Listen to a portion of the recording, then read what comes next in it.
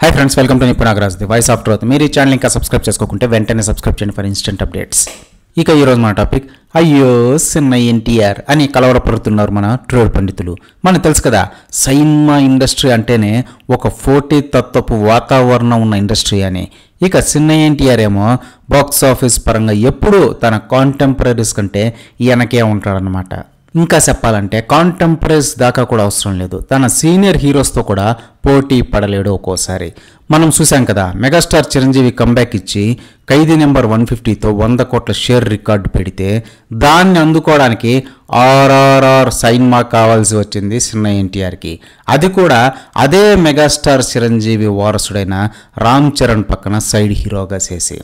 ఇక మెగాస్టార్ దాకా కూడా అవసరం లేదు. అప్పట్లో సంక్రాంతికి Nannaku Prematho సైన్మాని senior hero king నాగులు సార్ సోగ్గాడే సిన్ని నాయనాకి పోటీగా వదిలాడు. ఆ బాక్స్ ఆఫీస్ పోటీలో కింగ్ నాగులు సార్ అనూహ్యంగా సిన్న ఎన్టీఆర్ని భారీ మార్జిన్తో కొట్టేయడం పెను సంచలనమైంది అప్పట్లో. ఇక ఇప్పుడు మళ్ళీ అదే భయం పట్టుకుంది సిన్న ఎన్టీఆర్కి. మనకు తెలుసు కదా, కింగ్ నాగులు సార్ తమిళ రజనీకాంతం అంకుల్ కూలీ సినిమాలో సైడ్ క్యారెక్టర్ చేస్తున్నాడని.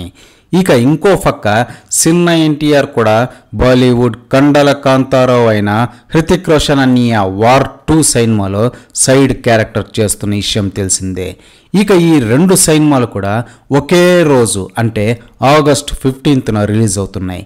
ఇక ఈ 2 సినిమాల బజ్ ఇంకా బిజినెస్ చూసుకుంటే కూలీ సినిమా మైల్స్ దూరంలో ఉంది వార్ 2 సినిమా కంటే. ఇంకా రియలిస్టిక్గా చెప్పాలంటే తెలుగు స్టేట్స్లో కూలీ సినిమా రైట్స్ కోసం దాదాపు 6 డజన్ మంది ప్రొడ్యూసర్లు తీవ్రంగా పోటీ పడుతున్నారు. At the same time war 2 సినిమాకి అయితే ఒక్క బయ్యర్ కూడా లేడు తెలుగులో. ఇంకేం చెప్పాలి? దీన్ని బట్టి చెప్పొచ్చు ఆడియన్స్లో వార్ 2 పట్ల కనీసం ఇంట్రెస్ట్ కూడా లేదని. ఇక ఇంకో పక్క కింగ్ నాగులు సార్ రీసెంట్గా కుబేరా సినిమాలో కూడా ఒక సైడ్ క్యారెక్టర్ చేసి హిట్ కొట్టేశాడు.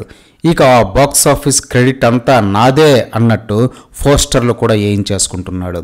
అలాంటిది ఇక కూలీ సినిమా విషయంలో వదులుతాడా? అస్సలు వదలడు.